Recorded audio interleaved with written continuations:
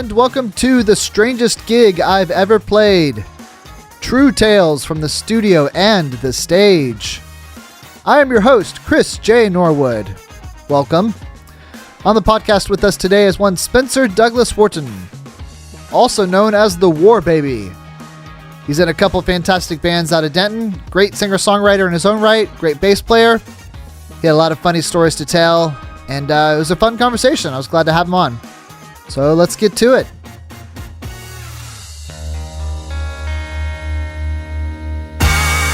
Welcome back to the strangest gig. It's May. Summer is upon us. We're all busy with things. I don't want to take up too much time here. I want to get right into it. I do want to remind you, if you haven't checked out Flying to Tennessee, the new single by Carrie Norwood, please do so now. It's beautiful. Carrie and I are looking at booking some shows coming up this summer, so y'all follow us on the socials, at Chris J. Norwood, at Carrie Norwood Music for all that. And also follow at Chris J. Norwood, Instagram, Facebook, Twitter. If you want to know about Knockdown Dragout and any shows we've got coming up, we're looking to book a few. Spencer Douglas Wharton is a bass player, singer-songwriter from Denton. One of his first bands, the Infamists, is going 10 years strong. They just played a pretty big show at the newly revamped Longhorn Ballroom here in Dallas, opening up for the mighty Dinosaur Jr. I know that was a big show for them. They were excited about it. His other band, the Static Creatures, has a new album coming out. It is sure to be fantastic. Spencer had a lot of great stories, so let's dive in. All right, well, you ready? Yeah, let's whenever get started. you are. Spencer, thank you so much for being on the podcast. I'm looking forward to hanging out with you and chatting. Oh, you're in for a treat. I'll tell you that excited. much. Fantastic. I love that. So tell me about your current gig. What you got going on currently? Well, I'm in two bands. So I've been in a band called the Infamists for 10 years. Yeah. Going on 11. Which I got to say, that's impressive to keep a band together. I mean, you're only a trio, so it helps. Yeah, but not only is it impressive, we're a Denton band. Yeah. So that's a cherry. Absolutely. On top that y'all stayed together for 11 years. We beat That's the great. vicious 4-year cycle twice, and we're halfway through our third one. So yeah. Yeah, that's great. I'm very proud of the fact that we've stayed together. Same lineup for 98% of it. We had a couple of drummers come in and out right at the beginning, but the guy that's in it now, 6 months in, and he's been it since. Drummer, so he's the guy. Yeah. And so we're doing that. We're releasing an album in a month, April 8th. Cool. And then the other band I do is the Static Creatures. It's Spencer Wharton and the Static Creatures, and that's like my project where I'm the guitar player and I'm the singer, and because you're a bass player for the Infamous. Yeah, right? And sometimes the singer guy. Sometimes singer. Do y'all like trade lead duties kind of thing? So in the Infamous, like Riley, the guitar player, has been and still is and will always be the lead singer. Right. And then I get my Keith Richards moments where I get like one or two songs, which is perfect. That's great. That's what I love. Yeah. Because it's not the vibe for my voice. Yeah. But then I do the Static Creatures where it's all me. Yeah, that's great. So I can't do the hard rock vocals as well as I wish I could. Mm-hmm. It's more country and Eagles, Tom Petty shit. Yeah. Which I love. I hope so. A lot of people tell me they like it, so I'll take it. Yeah. Love it. And how long have you been doing Static Creatures? Static Creatures formed in the fall of 2018. We've been through a lot of lineup changes, but the solid core three of us have been doing it since 2018, and then the bass player, Phil, has been doing it since 2019. Okay. So, any plans for an album with them? Yes, we're actually I don't know when it's coming out. It's coming out this year. That's of course, yes. In 10-month release window, not sure when. We just recorded a 16-track album. Oh, great. Where'd y'all record? We split time between Audio Styles in Austin. Yeah, with Taylor. Yep, and then we came up here to Sunland in Garland with Taylor. He did the whole thing. Gotcha.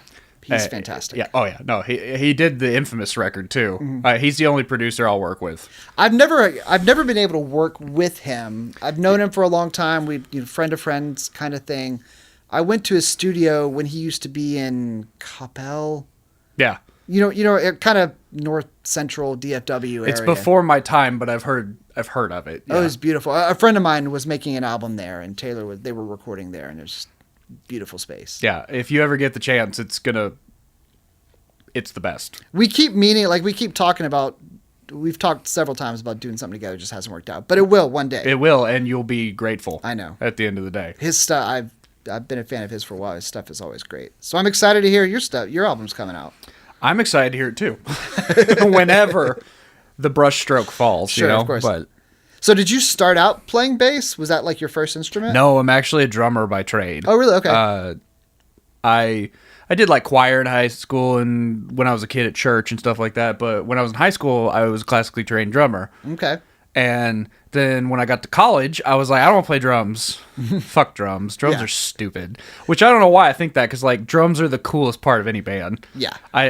For all the gear that I love with guitars and all the gear nut part of guitar, playing it, whatever, drums are the coolest part of the band. Yeah. And I'm really dumb for thinking that. But when I was 18 years old... Because every guitar player and bass player secretly want to be a drummer. Oh, yeah, definitely. When I was 18 years old, though, I was like, I've been doing this for 10 fucking years to do it since 8 years old. I don't want to do this anymore. Yeah. So I would go play bass because it's the perfect combination of rhythm and melody. Exactly. And I didn't know how to play.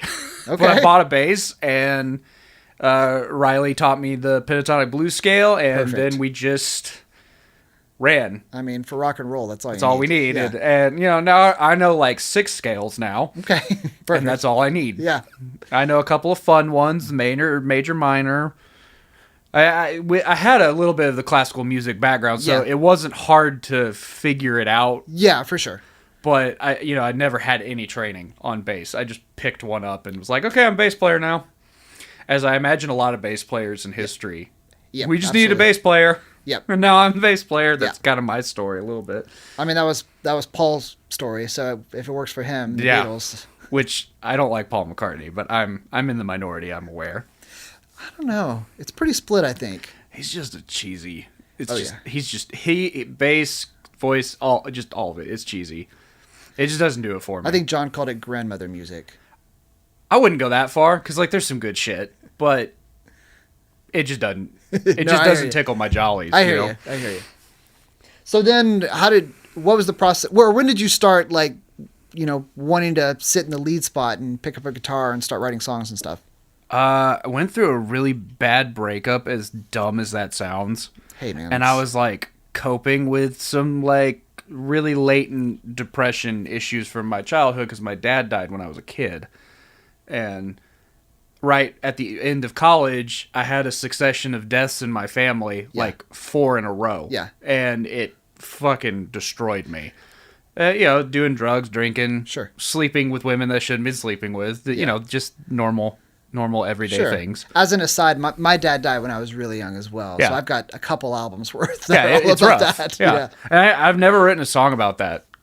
Not because I didn't want to. It's just because like every time I try, I'm like, this just sounds like I'm writing a song about this, and no one's gonna like it except me. Yeah. So then I stop and throw it away. That's why nobody likes my albums. My bass player, my dad, is gonna get dark. My dad committed suicide when I was really young. Oh. My bass player likes to say that I don't write murder ballads, I write suicide ballads. That's kind of awesome though. Take a suicide ballad over a murder ballad anyway. Sure. Because it's different. Yes. Something new. No one's explored this yet. It is. I wonder why. Yeah, it is new. It is new ground for songwriting. No, but I mean, my dad basically committed suicide. He drank and smoked himself to death and ate Mexican food and had a 99% blocked artery in his heart that killed him. Sure. He had a heart attack when I was a little kid too, so he knew and he chose not to take care of himself. Yeah. As I sit here and drink a beer. Well, I sympathize with you and empathize. Yeah. So, but running on all that, like, bad breakup. Yeah. Was way head over heels in love with a girl I shouldn't have been. Sure. It wasn't even a long relationship. Just really had no business being this upset about it. Sure. Long story short, I got sober, like completely sober for like a year and like 2.5 months. Mm-hmm. Like no drugs, no alcohol. And I bought a semi-nice acoustic guitar and I was like, I'm just going to write songs for me. Yeah.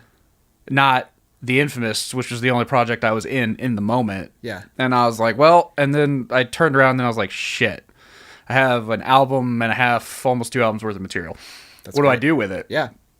You go record. Mm-hmm. That's what you do. So I got an engineer, got a drummer, and then here we are talking in your shed. Perfect. / recording studio sanctuary thing.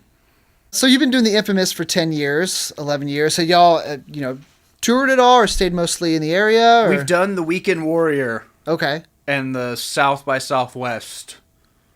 Stay in Austin for a week and play in people's laundry rooms. Sure. 6 times a day. Yeah. We've done all that. Yeah. We've never gone a full-blown tour. Expect that at some point it will happen.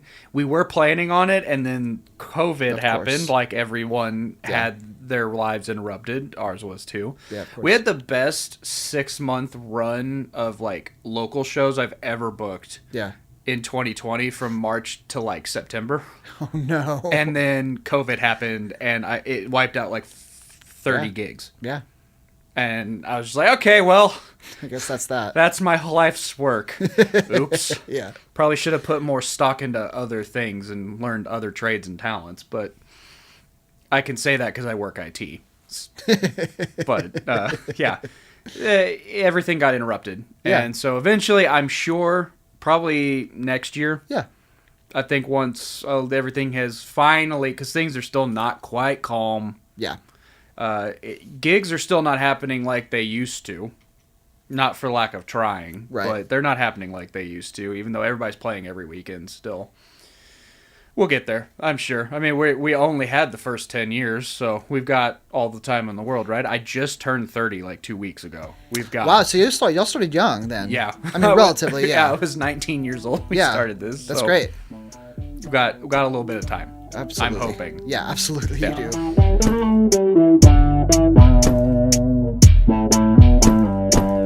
Well, so in that time, I would imagine you've had a strange gig or two, or a strange moment. So fucking many. So let's hear about them. Tell me the strangest gig you've ever played. The strangest gig I've ever played was probably the shittiest gig we ever played. We Yeah. played a pickup show at South by Southwest that one does, as is tradition. Mm-hmm. Every band that's ever been a local band that's an unofficial South by Southwest band. Yeah. You pick up, you get like 2 or 3 offers, and then you just jump on DIY shit. Sure. So, like, we were, like, trying to find a couple places to, like, fill out the week, and one of our friends was like, go play this place called Trailer Space Records, and, like, I will name drop some people in some places and other places for anonymity. Yeah. Must redact. Because some of these people will be mad at me if I drop names and places. But this place was called Trailer Space Records. Okay. And we get there, and they're like, the guy, he was like, oh, it's great. There's people there all the time. Yeah. It's South by Southwest. We're like, fuck yeah. Yeah. We don't even care. We get paid. We're just happy to fucking play because, we're 22 years old, have no money. Yeah. In college, and like to party. What year was this? God, you would ask me how old I was. It was like 2014, I think. Okay. Young, in love, maybe. Sure. With more than one person. Who knows? Yeah. It was a time. And we get there, and there's like 3 old dudes. And we're talking like, I saw the Beatles play old, right? Yeah. Like, I saw the Beatles on their tour in 1964 or whatever, and they talked like that too. Sure. And there's nobody fucking there. Yeah. And so they were like, y'all that band? And we were like, yeah. And they're like, you sit up over there in the corner. We played 5 songs and they turned us off. Oh, and no. told us to leave. And it was like, well, fuck it. We're playing to you 3. We're never going to see you again. Who gives a shit, right? We're not going to make any money. Yeah, we're definitely not. They're not even going to buy a fucking poster. Yeah. Which that was a thing that we had. Right. That we was don't the merch do that you anymore. had. Yeah, you learn what works and doesn't. Posters don't work. Of course. Because you're selling like $5. Yeah. I mean, what the hell were we thinking? No one knows what we were thinking. And so we go to fucking 6th Street and get obliterated. Yeah. Doing the crawl, drinking shots, just all sorts of mayhem because we're all pissed off that like that we let that happen. Yeah. On some level, we knew, but we were like, nah, it's gonna be awesome because it's Austin and it's South by Southwest. First off, the name Trailer Space Records sounds like a cool name. Yeah, like when you say that, in my head, I'm thinking of a really cool place. I don't even think there was a trailer. Now that could I've drank a lot. Yeah. And done many copious fun things since then, so I could be wrong. Sure. I don't have a bandmate to back me up here, Yeah. but I don't think there was a trailer anywhere in the vicinity, because it's like in the middle of downtown Austin. So, oh, wow, okay. Unless there was one in the parking lot, yeah, and I don't remember. I don't think there was a trailer. And, oh, God. And then speaking of trailers, one time I played a gig at a fucking Roadhouse bar out in East Texas. Okay. With my first college band called White Bison. It was just me and one of the guitar players. We were just doing acoustic covers because, like, yeah, you gotta do what you gotta. They're paying $700 Whoa. for 2 hours of music. So why not? Yeah, you're gonna play the 6 originals, and then the guy that I'm playing with is gonna play guitar and sing all the covers he knows, and I'm gonna play acoustic percussion. Yes, and we're gonna make a shitload of money. Yeah, cool. Well, we get out there, and it's like the kind of place where, like, it's like a 1,000-seater restaurant. It has a huge stage outside. Oh, wow. Right? So where was it at? What was the place? I don't even remember what this place was called. Uh-huh. It's how long ago it was. Yeah. Like 2012. It's been a minute. It's been 10, yeah. 11. Oh, God, it's been 11 years. But we're out there, and we're like, oh, okay. So, like, they told us to get there at, like, 11 a.m. For whatever reason. Yeah. They had a trailer. This place had a trailer, but it was a dressing room / green room.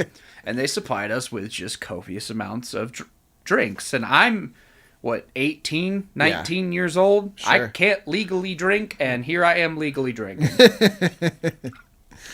And we're just getting trashed because they told us to be there at like 11 o'clock, and we didn't play till 7. Yeah. We didn't know why we had to be there. I guess they thought we were a much bigger deal than we were. Like, well, they just maybe they get larger bands that just expect it's the kind of place where, like, you sell $50 tickets. Yeah, okay. Too. And I don't know why or how we were, but whatever. $700 for 2 hours is the best rate of money I ever made. Yeah. Doing this. I don't know any musician. They didn't care if we played originals or covers. I don't know any musician that would not take that deal. That's a good one, yeah. Even if you had a 7-piece band, you'd take that deal because everybody's gonna make some money. You know? So, like, we're just getting drunk and eating steak all day because there's nothing to do, because it's like out in, like, it's like halfway between Tyler and here, and on like a roadside ditch, basically. Okay. I think it was like Rooster's like country bar or something like that. Okay. It definitely does not exist anymore, because I looked for it a few years ago when I remembered what it was called. Yeah. We're just sitting there getting drunk, eating steak, flirting with the waitresses, you know, as one does. Sure. And 7 o'clock rolls around and we play, and there's nobody. And when I say nobody, I mean nobody came in for dinner. Like, inside the restaurant, the only people are the employees. Oh, wow. And we're outside on this huge stage. Playing to the bartender? Playing to the literal bartender who's sitting back there pouring himself drinks. I'm pretty sure at one point I looked up and he was face first on the bar asleep, because he downed a whole bottle of Jack Daniels with us the whole day. Wow. By himself. Yeah. Of course, when I'm 19, a whole bottle of Jack Daniels put me on my ass. Right. And at 30, a whole bottle of Jack Daniels. It's a fun bell curve. Of course. That I've experienced. Yeah. And so we're just like, well, they wrote us a check, told us thanks, and that was it. Away. And that was it. But, like, that's the easiest $700 you've made. Oh, yeah. And I wish that it was still, because I'd love to go back. Yeah. Keep doing it, right? We played a place in San Antonio one time called Papa Woody's Roadhouse. Okay. Now, God bless the promoter, Sharon. She is wonderful, and she's gotten us a lot of really good gigs, and she is always taking care of us. She took care of us this night. Problem was with this place is it's out in the backwoods of San Antonio, which I didn't know existed. Oh, wow. But there is a backwoods in San Antonio in the hill country that's past San Antonio. Yeah. Like out near Buda, I guess, and stuff like that. And like it's like places that you don't normally venture for any reason. No, you have no reason to. Unless you live there. There's no reason to, because you don't even drive through these places to get to San Antonio. Yeah. Or to New Braunfels if you're going through San Antonio, right? So we're way off the beaten path. We're like an hour and 10 minutes from downtown San Antonio. Mm-hmm. Playing at this fucking bar, and we get in there. And it's like this, it's a bad 80s Miller Lite commercial. Okay, it's like black, but everything's like neon blue. Like the stage has neon blue paint on it. The lights are awful. There's nobody smoking, but the bar is smoky. Right. You're just like, somehow. Yeah, just like, all right, this is going to be an adventure. And we're playing with dudes that are like 50. Yeah. All the bands and the dudes are like 50, 60 years. Some of them have died. Just to put some in perspective. Yeah. Right? And we're playing to like all these old dudes. One of the bands sounded like Dragon Force. Oh. That's an interesting Sounded like Dragon Force, and being Dragon Force are two completely different things. Very much. I don't advise trying to sound like Dragon Force for any reason. Because if you can name more than one Dragon Force song, I'm impressed. Everybody knows that one Guitar Hero song. Yeah. If you know more than one, you're a real Dragon Force fan. Let me tell you. And these guys were real Dragon Force fans. Yeah. It's like the late 2000s, early 2010s Guitar Hero guys, but they made a band on it, and it's bad. Yeah. And the other guys in the other bands, they're okay, but they're past their prime. And if you're on the local level, and you probably know this, once you hit, because you've seen it, where you hit a certain age, like, you're probably not going to get any better. Right. Not to say that you decline, but because that's just how life is. Sure. At a certain point, you stop going up. Yeah, you hit your threshold. Yeah, and no harm, no foul, because, like, I'm going to hit mine. I probably already did. Yeah. At some point, we're all going to do it. And if you're playing music in your 50s and 60s in a rock and roll band that, like, never went anywhere, did anything, but you've been doing it for that, because they were, like, in a band for, like, 30 years. Yeah. Fucking props. Yeah. No shade, but, like, when you're a young up-and-coming, with massive air quotes, because I don't even know what that means anymore, and you're, like, trying to be really serious, it's hard not to laugh a little bit, and also just be sad you're there. Right. Because you're like, this is what we booked. I missed, like, geology that morning so I could drive to San Antonio to do this gig. Like, was it worth it? Right. Not sure. So, I mean, it's just, I can't even begin to describe, like, the bartender's missing teeth. Yeah. The bands are not what I consider up to my personal standard of good. Yeah. And the bar is, again, I mean, a lot of my stories are bars are empty. Because nobody has a crazy fucking story about a show and the bar's full of people because it was a good time and you probably don't remember it. Right. People only remember the bad shit. Yeah. It's like, we're just sitting there and I'm just like, can we go home? Like, I know that we've got like 2 more gigs this weekend, but like, I'm good. Yeah. This is making me reconsider what I'm doing. Okay, that's how bad it was. Yeah, I've played a few of those gigs. So that was Papa's Woody's Roadhouse in a nutshell.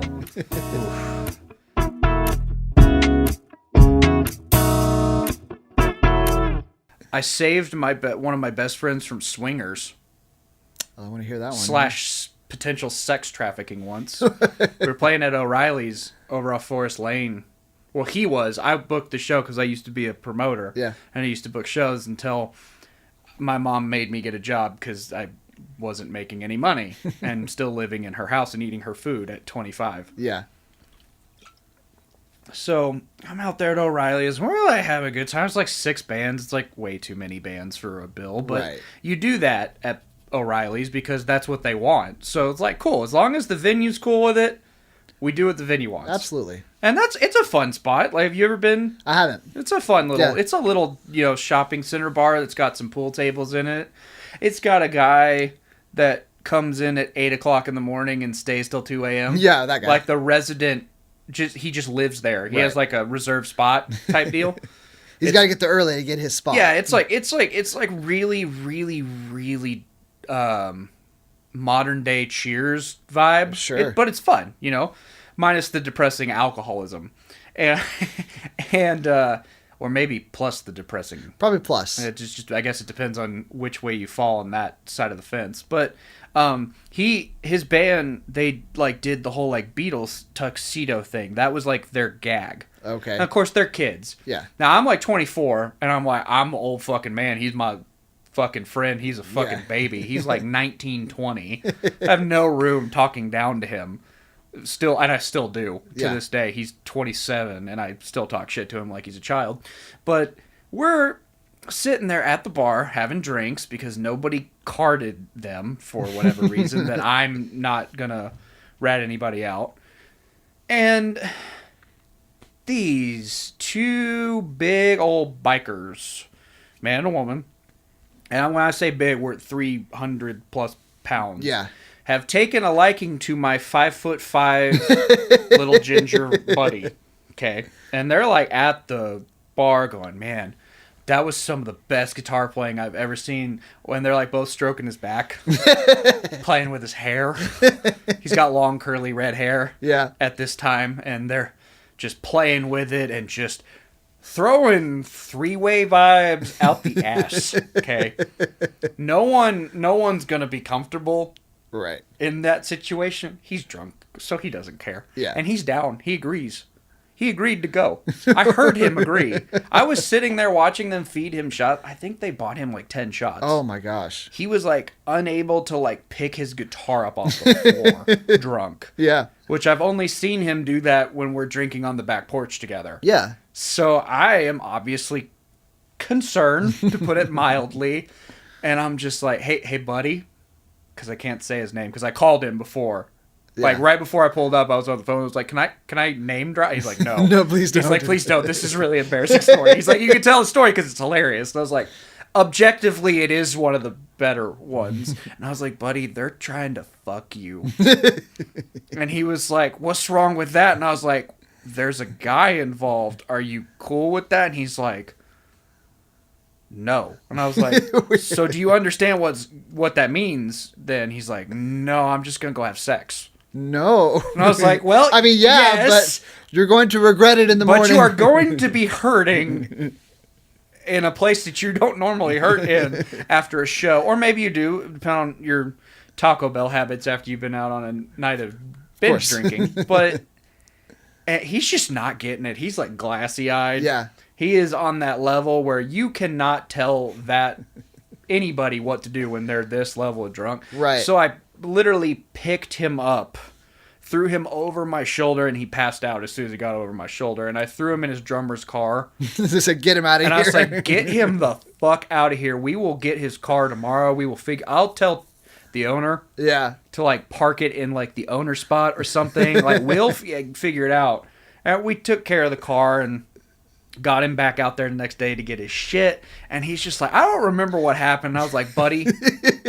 And I tell him, you almost got fucked by a couple of fat bikers. You didn't want to have sex with the guy, but that wasn't a negotiable in this situation, and you gave up caring at some point. Yeah. So I've saved lives. Yes. This is you're a superhero. I am Wharbaby the Magnificent. I have saved lives.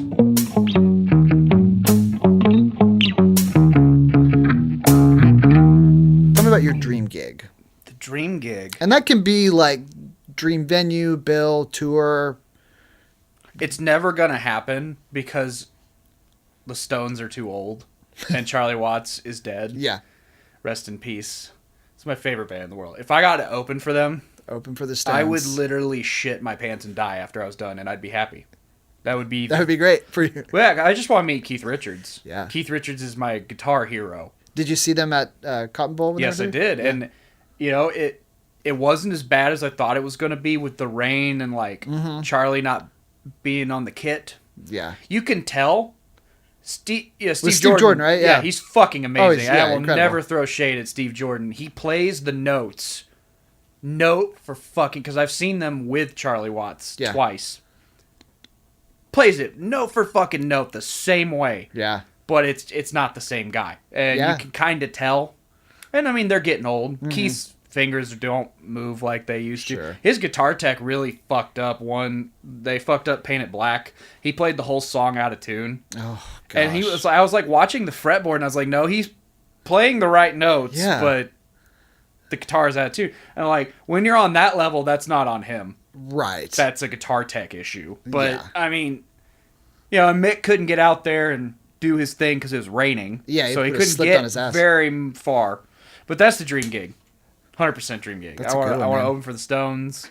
A slightly lesser dream is like I just want to open for like a good band at like Granada or Kessler. Mm-hmm. 'Cause I've never gotten to play there. Yeah. It's like a bucket list type deal. They're great, man. This is a plug to anybody who listens to this that has a connect. Spencer wants to do that, and I will be very gracious. I've been fortunate enough. They're beautiful venues to play in. They're fun, man. I'm hoping that's the slightly lesser, probably the achievable goal, more attainable goal. Yes, that's great, man.